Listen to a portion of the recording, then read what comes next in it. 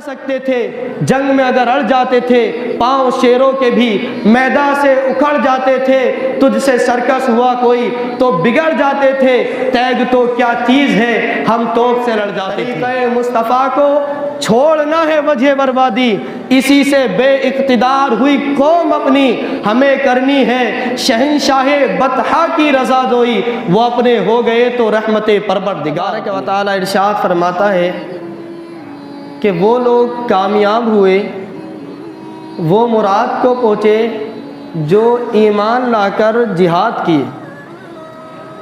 اللہ اس آیت کریمہ میں فرما رہا ہے کہ وہ لوگ کامیاب ہوئے، وہ لوگ مراد کو پہنچے۔ کون لوگ؟ وہ لوگ جو ایمان لائے اور پھر ایمان لا کر جنہوں نے جہاد کیا۔ اب جہاد کے بہت سارے معنی ہیں، اپنی جان کو اللہ کی راہ میں قربان کر دینا یہ بھی جہاد ہے، اپنی جان، مال، اپنی اولاد کو راہ حق میں قربان کر دینا یہ بھی جہاد ہے، اپنے نفس کو گناہوں سے بچانا، بری باتوں سے بچانا یہ بھی جہاد ہے۔ اللہ تبارک و تعالیٰ فرماتا ہے کہ یہ لوگ کامیاب ہوئے جنہوں نے جہاد کیا۔ آقا کونین صلی اللہ علیہ وسلم کے پیارے دیوانوں، آج لفظ جہاد کو لوگوں نے ایک گالی سمجھ لیا ہے اور جہاد کے نام کو آتنکواد کا نام دے دیا ہے۔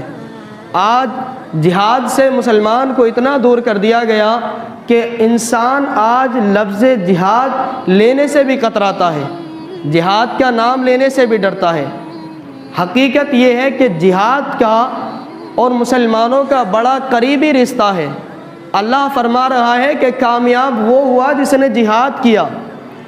آقا کونین صلی اللہ علیہ وسلم کے پیارے دیوانوں، آپ تاریخ کا مطالعہ کرو۔ آج رمضان المبارک کا یہ مہینہ ہے اور 15 رمضان شریف ہے۔ 17 رمضان المبارک کو غزوہ بدر ہوئی۔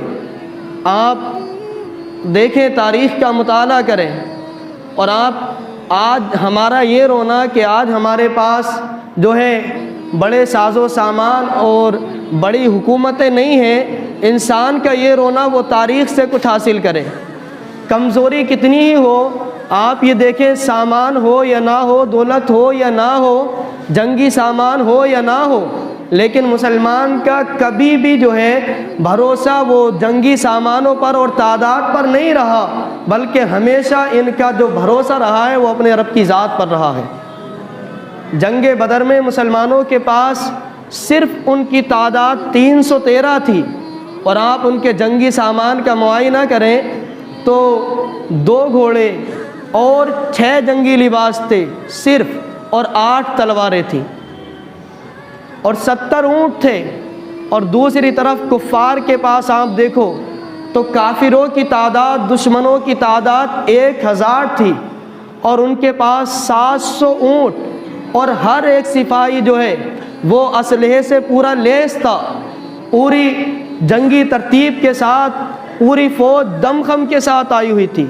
لیکن آپ دیکھیں کہ 313 نے بڑے کم جنگی ساز و سامان کے ساتھ جو ہے وہ دشمنوں کو زیر کیا، شکست دی۔ اللہ تبارک و تعالیٰ نے مسلمانوں کی مدد بھی فرمائی۔ اللہ فرماتا ہے وَلَقَدْ نَصَرَكُمُ اللَّهُ بِبَدْرٍ وَأَنْتُمْ أَذِلَّةٌ، اور ہم نے تمہاری مدد کی اس وقت جب کہ تم بے سر و سامان تھے، کمزور تھے، تاکہ تم منتقی بن جاؤ اور شکر گزار ہو جاؤ۔ اللہ تبارک و تعالیٰ نے مدد فرمائی کب؟ جب مسلمان میدان میں آئے، اور یہ صرف اگر دعاؤں سے ہی مسئلہ حل ہونے والا ہوتا تو پھر میرے آقا صلی اللہ تعالیٰ علیہ وسلم جنگ کے میدان میں کبھی تشریف نہیں لے جاتے، کبھی جہاد کی ضرورت نہیں پڑتی۔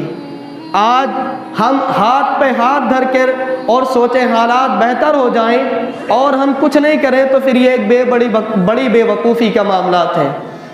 مسلمانوں کو چاہیے کہ وہ جد و جہد کریں، اپنے حق کے لیے لڑتے رہیں، اپنی تاریخ سے وابستہ رہیں۔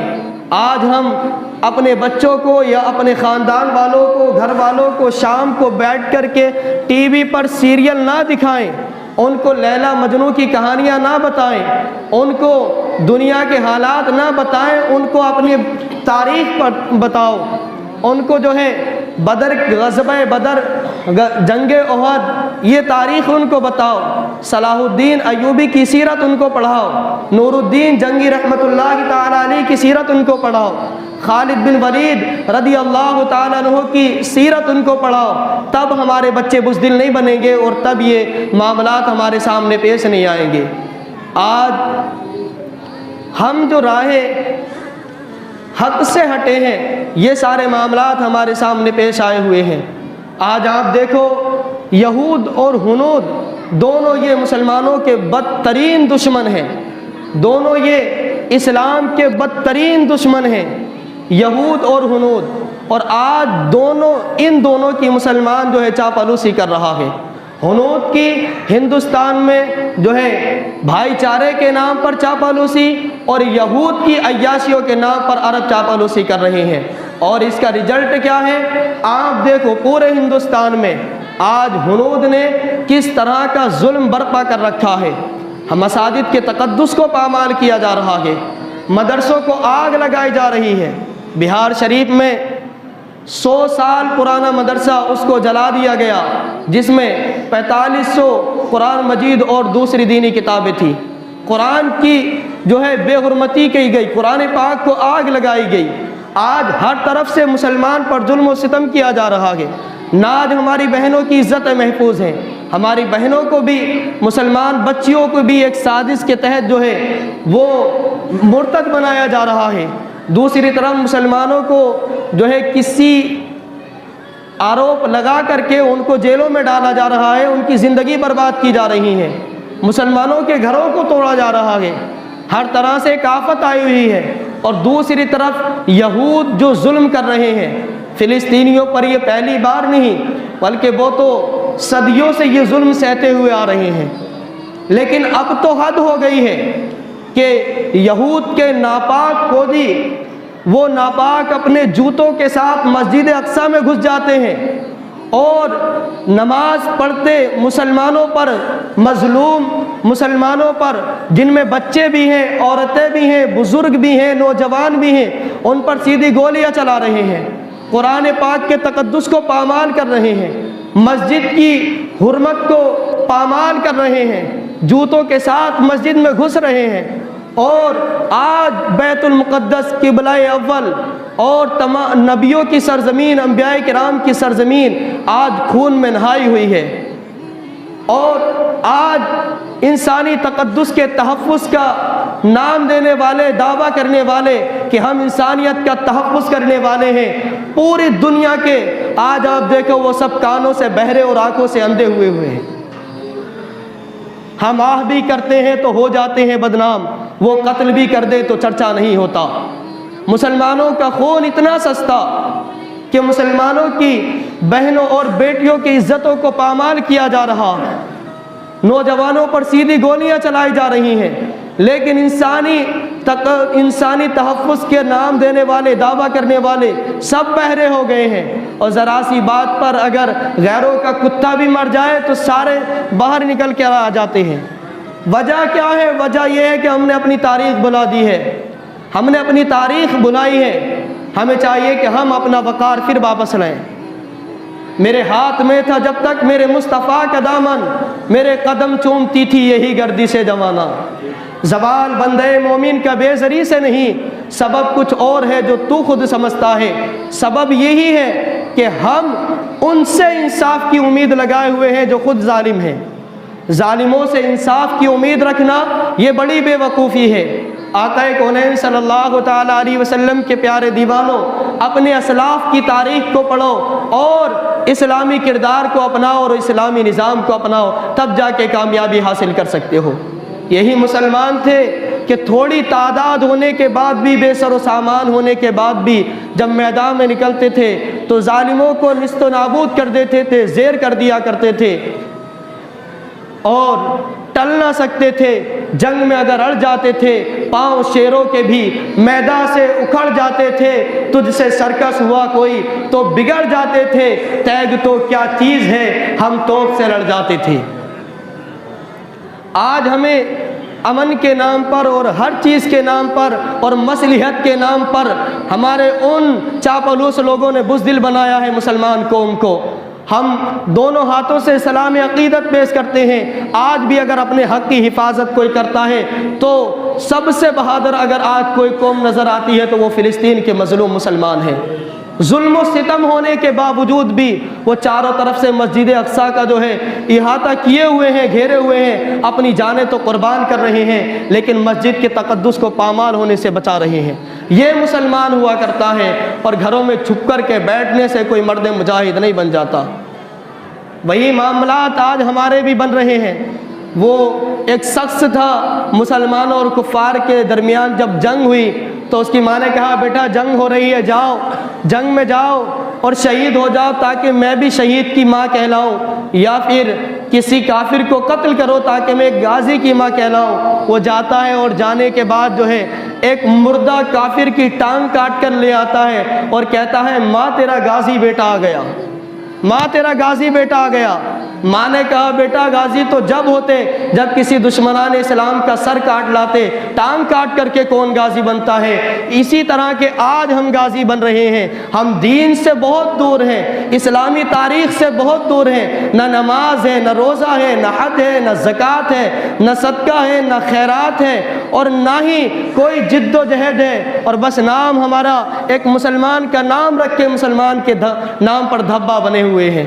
اس لیے ہمیں چاہیے کہ ہم آئیں اپنے دین کی طرف، اپنی تاریخ کو پڑھیں، کسی چنٹو منٹو کی تاریخ کو اور کسی ڈراموں میں نہ پڑے رہیں، اغیار کے غیم اور فلمیں ڈراموں نے نہ پڑے رہیں۔ بات یہ ہے کہ وہ قوم جو کھیلتی تھی شمشیروں کے ساتھ آج وہ فلمیں دیکھتی ہے ہمشیروں کے ساتھ۔ ہماری تاریخ یہ تھی کہ ہم شمشیروں سے کھیلا کرتے تھے، تیر اور تیغوں سے کھیلا کرتے تھے۔ آج حالات یہ ہیں کہ ہم اپنی بہنوں کے ساتھ بیٹھ کر کے فلمیں دیکھتے ہیں، تو پھر حالت نازک نہ ہو تو پھر کیوں نہ ہو، حالات بدترین نہ ہو تو کیوں نہ ہو، کیونکہ رسول پاک صلی اللہ تعالیٰ علیہ وسلم کا جو طریقہ چھوڑا ہے یہ برائی آئی ہے۔ اس لیے آقا کونین صلی اللہ علیہ وسلم کے پیارے دیوانوں، اپنے حق کا تحفظ خود کرو، اپنے ایمان کی حفاظت خود کرو، اپنے مساجد مدارس کی حفاظت خود کرو۔ ظالموں سے کسی چیز کی کوئی امید نہیں لگا جا سکتی، اور یہ تبھی ہوگا جب رسول پاک صلی اللہ تعالیٰ علیہ وسلم کے طریقے کو ہم اپنائیں گے۔ طریقہ مصطفیٰ کو چھوڑنا ہے وجہ بربادی، اسی سے بے اقتدار ہوئی قوم اپنی، ہمیں کرنی ہے شہنشاہ بطحا کی رضا دوئی، وہ اپنے ہو گئے تو رحمت پروردگار اپنی۔ رسول پاک صلی اللہ تعالیٰ علیہ وسلم کی رضا حاصل کرو، اپنے دین پر چلو، اور پورا اپنا جو ہے لباس اور سارا کردار ایک اسلامی بناؤ۔ اغیار سے نہ ڈرنے کی ضرورت ہے، نہ گھبرانے کی ضرورت ہے۔ ایک مومن کی شان یہ ہے وہ صرف رب سے ڈرتا ہے، اور رب بھی فرماتا ہے فَلَا تَخَافُوهُمْ وَخَافُونِي إِن كُنتُم مُؤْمِنِينَ، اگر تم مومن ہو تو مجھ سے ڈرو، لوگوں سے نہیں۔ تو جو مومن ہوتا ہے وہ صرف رب سے ڈرتا ہے۔ اب کسی کے ڈر کی وجہ سے اپنا لباس نہیں بدلنا، اب کسی کے ڈر کی وجہ سے کہ میں داڑھی رکھ لوں گا تو میری پہچان ہو جائے گی کہ یہ مسلمان ہے، داڑھی نہیں کٹانی بلکہ داڑھی رکھو، ٹوپی نہیں اتارنی کہ اغیار سمجھ جائیں گے مسلمان ہے، ٹوپی لگاؤ تاکہ دوسرے سمجھے کہ ہاں یہ مسلمان ہے۔ نمازیں پڑھو، اپنی مساجد کو پر کرو اور نمازوں کی پابندی کرو۔ جب تم پورے اسلام میں داخل ہو جاؤ گے تو چاہے تمہاری تعداد کم ہو لیکن پھر بھی تم غالب آؤ گے۔ اللہ فرماتا ہے تم ہی غالب آؤ گے اگر تم مومن ہو تو، اگر سچے مومن ہو تو تم ہی غالب آؤ گے، اور اگر منافقین ہے تو پھر ذلت تو اٹھانی ہی پڑے گی۔ اس لیے سچے مومن بنے۔ رب قدیر سے دعا ہے کہ مجھے اور آپ کو اور تمام امت مسلمہ کو حق پر چلنے کی توفیق عطا فرمائے، رسول کائنات صلی اللہ تعالیٰ علیہ وسلم کی سنتوں پر عمل کرنے والا بنائے، اور ہم سب کو عشق مصطفیٰ عطا فرمائے، اور فلسطین کے مظلوم مسلمانوں کی مدد فرمائے، اور قبلہ اول بیت المقدس کی حفاظت فرمائے، اور ہندوستان میں جہاں جہاں مسلمانوں پر ظلم و زیادتی کی جا رہی ہے اللہ ان مسلمانوں کی حفاظت فرمائے، اور دشمنان اسلام کو اور دشمنان مسلمان کو نیست و نابود فرمائے۔